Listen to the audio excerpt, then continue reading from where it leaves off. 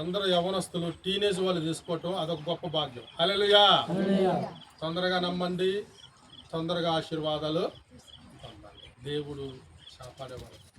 ప్రిన్సీని కొన్ని ప్రశ్నలు అడుగుతున్నాం. ఈ అమ్మాయి ప్రిన్సీ, యేసు ప్రభువుని నమ్ముకుంటే నీకెవరైనా నెల నెల పైసలు ఇస్తారని చెప్పారా?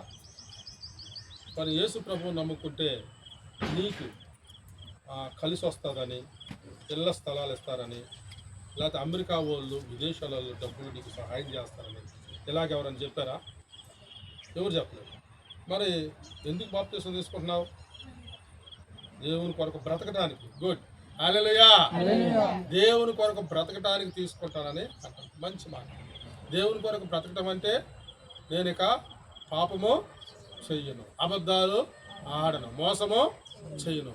నేను నమ్మిన దేవుడు పరిశుద్ధుడు, నీతిమంతుడు, నేను కూడా నీతిగా పరిశుద్ధంగా బతుకుతాను అని అంటాను. Very good. మరి దేవుని కొరకు సంఘంలో నమ్మకంగా ఉంటావా? Very good. మరి కొన్ని శ్రమలు, బాధలు ఏదైనా వస్తే విడిచిపెడతావా దేవుణ్ణి? నమ్మకంగా ఉంటావా? కొన్నిసార్లు కష్టాలు, శ్రమలు కూడా వస్తాయి, అయినా నమ్మకం. ఆ కష్టాలు, శ్రమల ఆశీర్వాదాలు నమ్మకం ఉంటావా? వెరీ. ప్రిన్సీ ఇచ్చిన సాక్ష్యాన్ని బట్టి ఎవరు ప్రలోభం చేయలేదు. ఆమె దేవుని నమ్ముకుంది, ఆయన కొరకు బ్రతకటానికి అని అన్నది. కాబట్టి ఆయన నమ్ముకోవటంలో మార్పు జరుగుతుంది. ఏం మార్పు అంటే పాపం చేసే వాళ్ళము చేయి, అబద్ధాలు ఆడము, బైబిల్ చదువుతాం, వాక్యం చదువుతాం, దేవుని మందిరానికి వెళ్తాం, నీతిగా పరిశుద్ధంగా బతుకుతాం. అలాంటి గొప్ప మనసుతో ఈ బిడ్డ బాప్తిసం తీసుకుంటాం. ఈ బిడ్డ ఇచ్చిన సాక్ష్యాన్ని బట్టి, ప్రిన్సీ ఇచ్చిన సాక్ష్యాన్ని బట్టి తండ్రి యొక్కయు కుమారుని యొక్కయు పరిశుద్ధాత్మ నామములో బాప్తిసం ఇవ్వటం జరుగుతుంది. తండ్రి, కుమార, పరిశుద్ధాత్మ నామంలో ఈ బిడ్డకి బాప్తిసం ఇవ్వటం.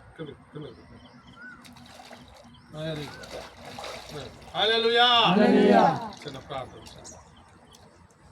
తండ్రి, వందనాలయ్యా, ఈ బిడ్డను దీవించిన ఆయన, ఈ బిడ్డను ఆయన నీ కొరకు బ్రతకాలని ఎంతో తీర్మానం చేసుకుని దుష్టుని చేతిలో పడకుండా తప్పించిన ఆయన, యేసు నామములో దుష్టుడు బంధకాలు తెగిపోవును గాక, ఈ బిడ్డ మీద నీ వెలుగుండును గాక, ఈ బిడ్డను మీరు కాపాడుతును గాక, మీ రాజ్యం వచ్చేంత వరకు ఈ బిడ్డ మీ చేత కాపాడబడును గాక, నీ చేతిలో బలమైన పాత్రగా వాడబడును గాక.